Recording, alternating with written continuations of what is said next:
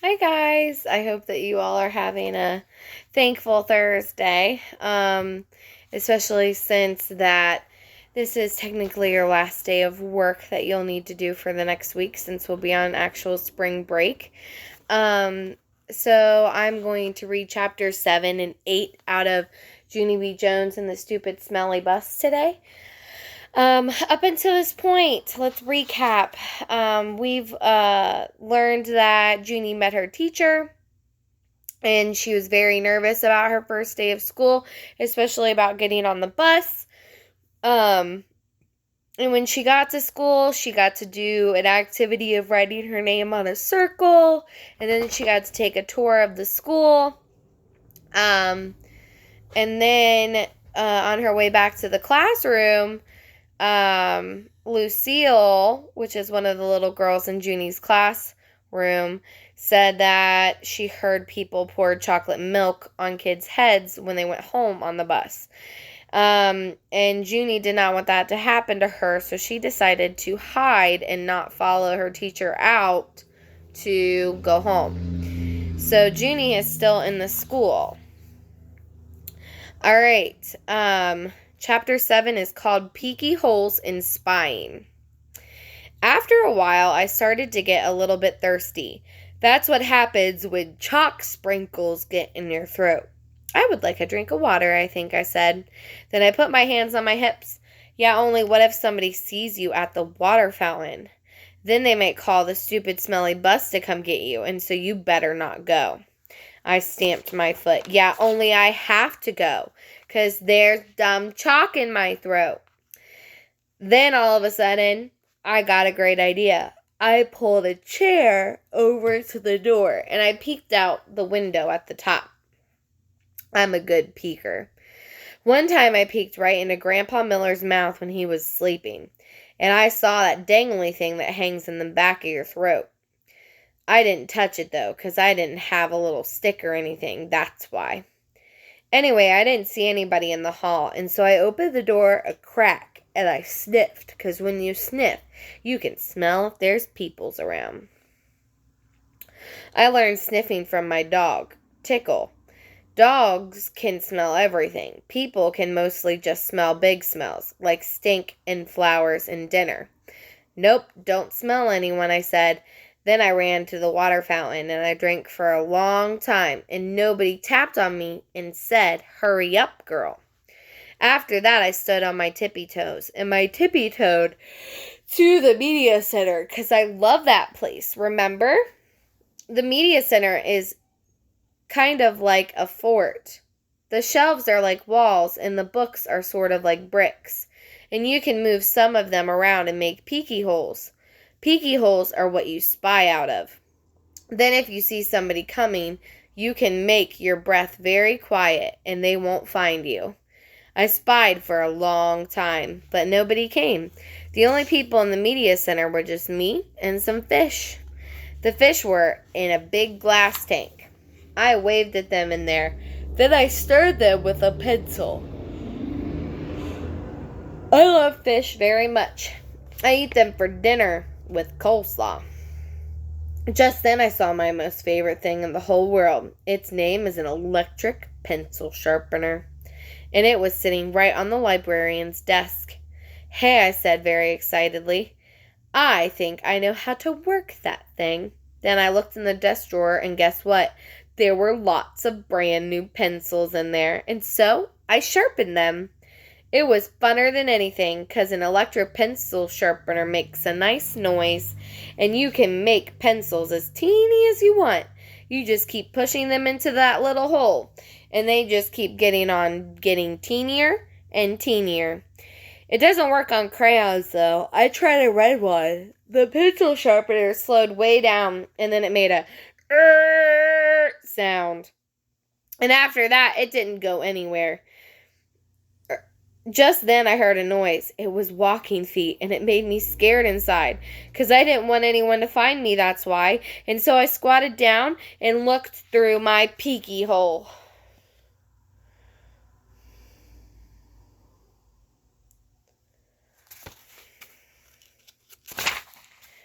Then I saw a man with a trash can. He was singing Somewhere Over the Rainbow.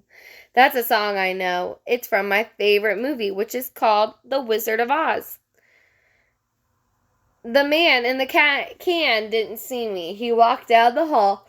Then I heard him go outside. I stayed squatted down for a long time, but he never came back. Phew! That was a close one, I said, and so then I ran to find a better place to hide. Guess where I ran to? Straight to the nurse's office, of course, because there's those little plaid blankets to hide under. There's other neat stuff there too, like a scale to weigh yourself and a sign with a giant E and other letters. The nurse uses a sign to test your eyes. She points to the letters and you have to yell out their names. You have to yell the E the loudest. That's how come it's so big. And guess what else I saw in the nurse's office? Band-Aids. That's what. I loved those guys. They were on top of the desk, and so I opened the lid and I sniffed them. I said, because Band-Aids smell just like brand new beach balls. Then I dumped them out. They were the most prettiest Band-Aids I ever saw. They were red and blue and green, and also yellow, which is the color I hate.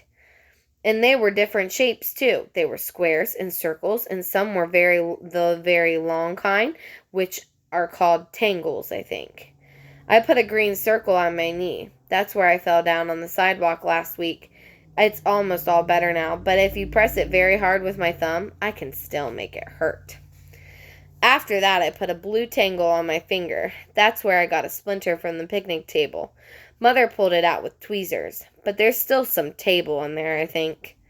Also, I put a red square on my arm. That's where Tickle scratched me because I got him all wound up. Just then I saw the nurse's purple sweater. It was hanging on her chair. I put it on. Now I'm the nurse, I said. Then I sat down, and I pretended to call the hospital. Hello, hospital? It's me, the nurse. I need some more Band-Aids and some aspirins and some cherry cough drops, only not the kind that make your mouth feel freezy. And I need some lollipops for when kids get needles. And also I need a little stick or something in case I have to touch that dangly thing that hangs down in your throat. Then I pretended to call room 9.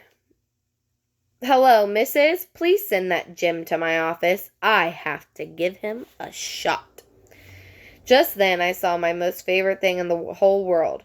They were near the door, and their name is crutches. Crutches are for when you break a leg. Then the doctor puts it in a big white cast with just your piggies sticking out, and you can't walk on it, and so she gives you crutches to swing yourself. I ran over and picked them up. Then I put them under my arms. Only they were way too long for me, and I didn't swing that good. And so then I got another idea. I carried them to the nurse's chair, and I climbed up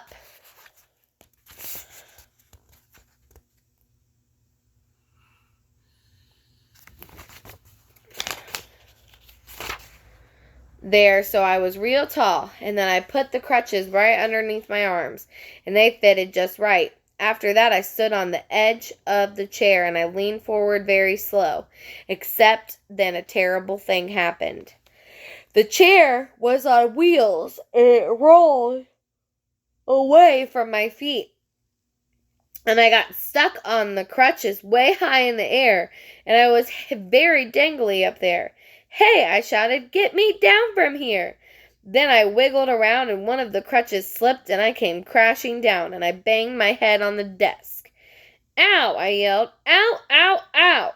Then I picked up the phone again and I said, I quit this job, I said.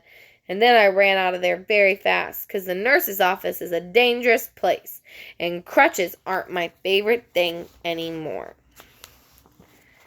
Chapter 9 is called Zooming Speedy Fast. I will read chapter 9 and 10 when we get back from spring break.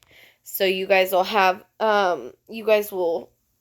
your read aloud of chapter 9 and 10 on April 20th, because that's the day that we get back from spring break. You don't have an activity to do today. I just hope that you guys are enjoying Junie B. Jones as much as I did when I was a kid. And I hope you guys have a great spring break. And I will see you guys then on April 20th. All right. Bye.